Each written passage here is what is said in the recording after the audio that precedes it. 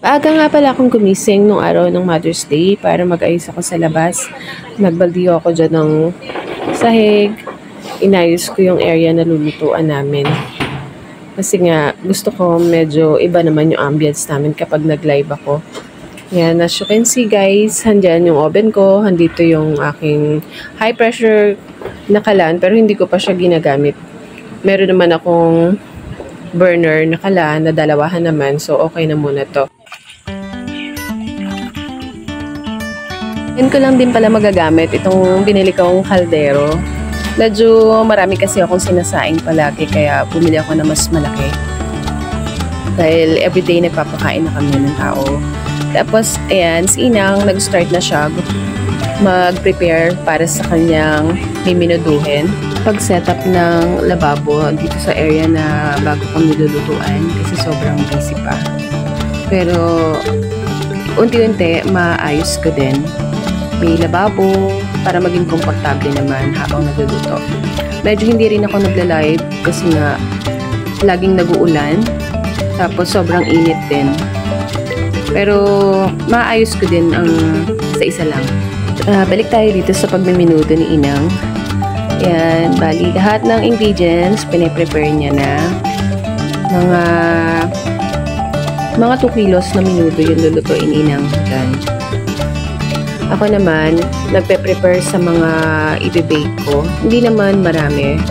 Pero yung mga gusto ng mga anak ko, yung i-bake ko. At saka ganun din, kila Ina. Kasi Mother's Day na, yung mga gusto nilang kainin, yun yung hinanda ko nitong Mother's Day. Yan. So, thank you kay Ate Angie sa pag-video niya kay Inang. Pinutukan niya pala yung pag-minuto ni Inang. Ito, nakaluto na ako dito ng caramel bar. Yan yung paborito ni Inang saka ni Nanay. Kaming lahat paborito namin yan. Yan. Ito naman, nakapag-prepare na ako at sasalang na lang. Ito yung banana muffin. Paborito to ng mga kids ko. Yan guys. Nakikita nyo naman sa mga uploaded ko. Lagi akong may banana muffin or banana cake. Ito naman na aking cute na anak. Nakita niya yung mga box na nagpa-deliver kasi ako ng ilang pagkain like ito, kakanin. Shoutout nga pala kay Ate Emmy na sobrang sarap ng kakanin. Sa lahat ng handaan namin, hindi nawawala yung kakanin kasi sobrang sarap talaga ng kakanin Ate Emmy. Dito lang yan sa Poblacion Muntinlupa. And guys, nakasaing na kami dito sa aming bagong kaldero.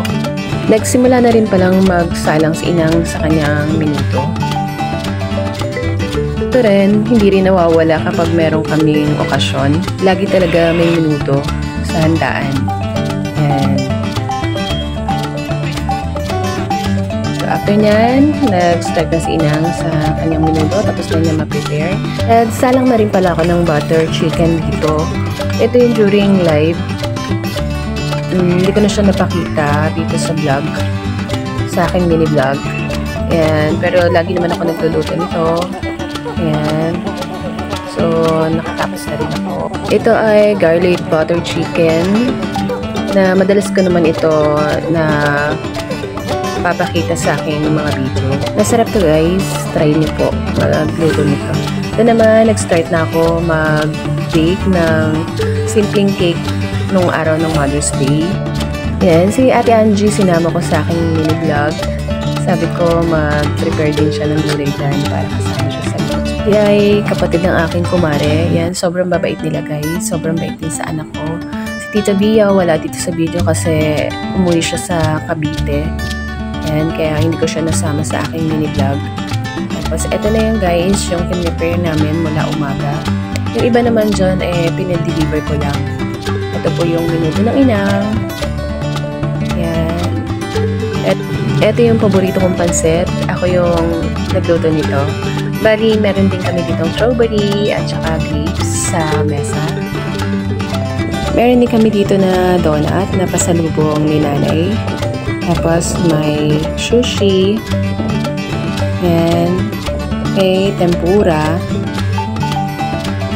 Ay hindi karamihan, bali pamparami lang.